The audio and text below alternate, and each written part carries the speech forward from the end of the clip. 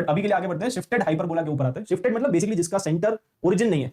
अभी तक हमने जो भी हाइपरबोलास पढ़े थे सबका सेंटर क्या था, ओरिजिन था। लेकिन अगर मान लो शिफ्टेड हाइपरबोला आ गया तो उसकी equation will be something like this, x minus alpha का whole square upon A square minus, ठीक है, माइनस वाई माइनस बीटा का whole square upon B square and this is equal to 1। तो इसको हम बोलते हैं शिफ्टेड हाइपरबोला।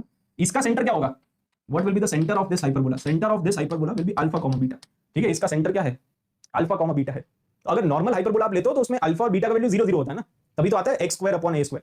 तो एक्स स्क्वायर का बेसिक मतलब क्या है, वो बेसिकली एक्स माइनस 0 का होल स्क्वायर है, ठीक है। अल्फा बीटा का वैल्यू अगर 0 0 हो जाएगा तो आपका जो सेंटर है वो ओरिजिन आएगा। बट अगर अल्फा बीटा मेंशन्ड है तो बेसिकली आप क्या करो, इसको 0 कर दो, है ना। जैसे फॉर एग्जांपल मान लो अगर कोई ऐसा हाइपरबोला आपको गिवन है x प्लस 1 का होल स्क्वायर अपॉन 16 और y माइनस 2 का whole square upon 9 this is equal to 1। तो इसका सेंटर क्या होगा बताओ, what will be the centre of this hyperbola. तो सेंटर बस इसको 0 कर दो, इसको 0 कर दो, तो x का वैल्यू -1 आएगा और इसको 0 करोगे तो y का वैल्यू 2 आएगा। तो दिस इज द सेंटर, समझ गया ना। तो x का वैल्यू -1 और y का वैल्यू 2, तो that is the centre of the hyperbola, ठीक है। बट इसकी डिटेल हम कुंडली कैसे निकालते हैं वो भी मैं आपको सिखाऊंगा, एक क्वेश्चन के थ्रू करते हैं, ठीक है। तो ये एक क्वेश्चन है, यहाँ पे आपको जो हाइपरबोला गिवन है, इस हाइपरबोला को देख के कुछ अजीब ही मतलब फीलिंग आ रही है ना। ये हाइपरबोला जैसा लग रहा है क्या आपको, ये हाइपरबोला की इक्वेशन है कि नहीं, सबसे पहले तो ये चेक करो। तो हाँ, ये हाइपरबोला की इक्वेशन है, लेकिन सबसे पहले आप इसको स्टैंडर्ड, ये मल्टी करेक्ट क्वेश्चन है, ठीक है। तो इसमें मल्टीपल आंसर्स अपने करेक्ट है, बट ये अपने को बताना है कि भाई कौन कौन सा आंसर करेक्ट है, ठीक है। तो सबसे पहले तो आप इसको स्टैंडर्ड फॉर्म में कन्वर्ट करो। ये हाइपरबोला की इक्वेशन है, अगर आप इसमें निकालोगे ना एच स्क्वायर तो ग्रेटर देन ए बी आ रहा होगा, निकाल के चेक कर सकते हो। तो एच स्क्वायर तो 16 का स्क्वायर और ए और बी, तो ए इंटू बी तो नेगेटिव है ना, 16 और -3 है, तो H square is greater than A B, तो हाइपरबोला तो है ही, ठीक है। This is the equation of hyperbola. लेकिन इसको स्टैंडर्ड फॉर्म में कन्वर्ट कैसे करेंगे, तो स्टैंडर्ड फॉर्म में कन्वर्ट करने के लिए 16x स्क्वायर है ना, ये वाला टर्म और ये वाला टर्म इनको क्लब कर लो, इन दोनों को क्लब कर लो, और ये वाला टर्म और ये वाला टर्म इनको क्लब कर लो, मतलब परफेक्ट स्क्वायर में कन्वर्ट करना पड़ेगा, है ना। थोड़ा सा गैप भी छोड़ दो, -3y स्क्वायर और +12y, ठीक है, ये आ गया। और फिर अपने पास है -44 इक्वल टू 0, ठीक है। तो बेसिकली मैंने इस तरह से लिख दिया, इसमें किसी को कोई दिक्कत, जितने भी x वाले टर्म्स है उनको क्लब कर लिया, परफेक्ट स्क्वायर में कन्वर्ट करेंगे बाद में, और y वाले टर्म्स को भी क्लब कर लिया, उनको भी परफेक्ट स्क्वायर में कन्वर्ट करेंगे। तो यहां से हम कॉमन ले सकते हैं 16 कॉमन ले लेंगे तो x स्क्वायर -2x आएगा। अब इसमें सोचो कि इसमें कितना ऐड करना पड़ेगा ताकि ये परफेक्ट स्क्वायर बन जाए, तो इसमें अपने को ऐड करना पड़ेगा 1, है ना, तभी तो ये परफेक्ट स्क्वायर में कन्वर्ट होगा। आपने 1 को ऐड किया मतलब यहाँ पे आपको 16 ऐड करना पड़ेगा ना, क्योंकि आप 16 कॉमन ले रहे हो, और अगर आपने 16 ऐड किया तो आपको 16 सब्ट्रैक्ट भी करना पड़ेगा। एक्चुअली ये इक्वल टू 0 थोड़ा साइड में लिख दो, है ना, तो आपको 16 सब्ट्रैक्ट भी करना पड़ेगा, तो -16 कर दो।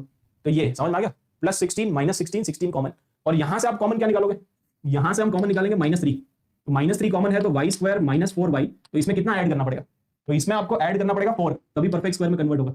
अगर 4 ऐड किया मतलब बेसिकली आपने -12 किया, तो यहाँ पे आएगा -12, और -12 किया तो +12 करना पड़ेगा एंड देन इक्वल टू 0। तो ये चमक क्या होगा, तो यहाँ पे क्या बन जाएगा, ये ब्रैकेट को बंद कर दो, और ये कितना आ गया, ये आ जाएगा 48 ना, तो इक्वल टू 48 लिख दो आप, तो ये बन गया, ये चमका इक्वल टू 48 आ जाएगा। परफेक्ट स्क्वायर में कन्वर्ट कर लो, परफेक्ट स्क्वायर में जैसे ही कन्वर्ट करोगे तो अब आपकी हाइपरबोला की इक्वेशन आ गई। ये देखो 16x - 1 का होल स्क्वायर और 3y - 2 का होल स्क्वायर, 48 को नीचे ले आओ, 48 और 48 दिस इज इक्वल टू 1, ठीक है। तो ये स्टैंडर्ड फॉर्म में कन्वर्ट हो गया। फाइनली अपने पास आ रहा है x - 1 का whole square divided by 3y - 2 का होल स्क्वायर, ठीक है, और divided by 16 this is equal to 1। तो ये हाइपरबोला आ गया। और अगर ये हाइपरबोला आ गया तो इसमें आप क्या करते हो, हमने पढ़ा था ना, जैसे इलिप्स और पैराबोला में भी पढ़ा था हमने, शिफ्टेड पैराबोला शिफ्टेड इलिप्स, है ना। तो सिमिलरली आप इसको क्या कर सकते हो, इसको आप कंपेयर कर लो, इसमें कैपिटल X और कैपिटल Y ले लो, तो ये x - 1 को आप लिख दो कैपिटल X, है ना, तो capital X square upon 3 capital Y square upon 16 this is equal to 1, ठीक है। तो अगर आपको इस हाइपरबोला के बारे में कुछ भी जानना है तो आप इस हाइपरबोला के लिए लिख लो और फिर कैपिटल को स्मॉल में कन्वर्ट कर लो। जैसे फॉर एग्जांपल मुझे बताओ कि ये वाला जो हाइपरबोला है इसका सेंटर क्या है, आप यहाँ पे लिखो, एक टेबल ही बना लो, मतलब centre, what is the centre of this hyperbola, इसका सेंटर है 0,0 ना, मतलब x इक्वल टू 0 और y equal to 0। What is the centre of this hyperbola, इस हाइपरबोला का सेंटर है 0 0। तो कैपिटल X का वैल्यू कितना है, सब्स्टिट्यूट कर दो, कैपिटल X का वैल्यू है x - 1 इक्वल टू 0 करोगे और y - 2 इक्वल टू 0 करोगे, तो सेंटर, इसका सेंटर क्या आ गया, इसका सेंटर आ गया 1,2, है ना, इसका सेंटर है 0,0, तो इसका सेंटर आ जाएगा 1,2। अब अगला, जैसे आप मुझे बताओ कि वर्टेक्स क्या क्या आएंगे, ठीक है, तो इसका वर्टेक्स क्या है, इसका जो वर्टेक्स है वो है x इक्वल टू +-a,0 होता है ना, तो a का वैल्यू है √3 और ,0, ये चमका कि नहीं।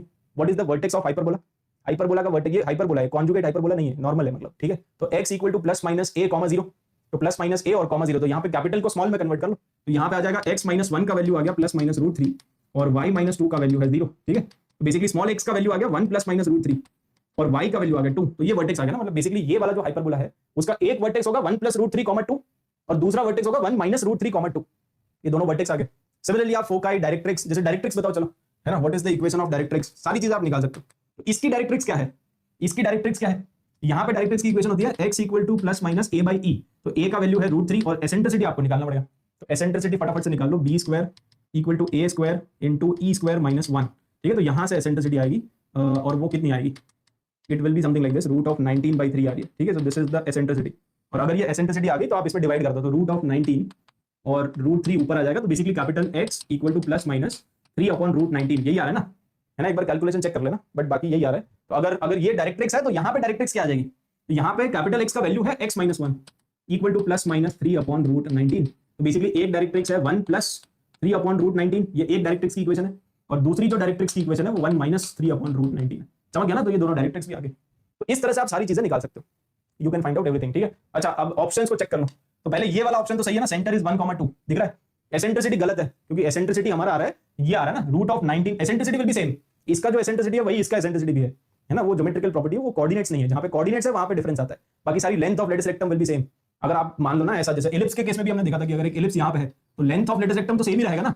अब चाहे ये इसका सेंटर ओरिजिन पे हो या 2,1 पे हो, क्या फर्क पड़ता है, length will remain same. Similarly hyperbola चाहे वो सेंटर पे हो, ओरिजिन पे हो या कहीं दूर जाके हो, length of latus rectum, length of conjugate axis, जितनी भी लेंथ है वो तो सेम ही रहेगी। जितने कोऑर्डिनेट, जैसे वर्टेक्स के कोऑर्डिनेट्स होते हैं ना, फोकस के कोऑर्डिनेट्स होते हैं, डायरेक्ट्रिक्स की इक्वेशन होती है, तो ये सारी चीजें चेंज हो जाएगी अगर आप शिफ्ट करोगे तो। लेकिन शिफ्टिंग से लेंथ पे कोई असर नहीं आता है, तो eccentricity will also remain same, but eccentricity में √19/√3 है। अगर आप ऑप्शन को ध्यान से देखोगे तो √19/3, यहाँ पे रूट नहीं लगा हुआ है, तो ये ऑप्शन गलत है एक्चुअली। समझ गया ना, तो ध्यान से देखना अदरवाइज गलती हो जाएगी। तो ये ऑप्शन गलत है। लेंथ ऑफ ट्रांसवर्स एक्सिस होता है 2a, तो 2 इंटू ए का वैल्यू कितना आया, हमारा जो a है वो यहाँ से आएगा ना, √3 है, तो a का वैल्यू √3 है, तो ये ऑप्शन सही है ना। और कॉन्जुगेट एक्सिस का लेंथ होता है 2b, तो 2 इंटू b का वैल्यू कितना है, b का वैल्यू है 4। ठीक है, तो ये ऑप्शन भी सही है। तो इसका फाइनल आंसर था ABC। अंडरस्टूड, इसका फाइनल आंसर क्या है, ABC। यस।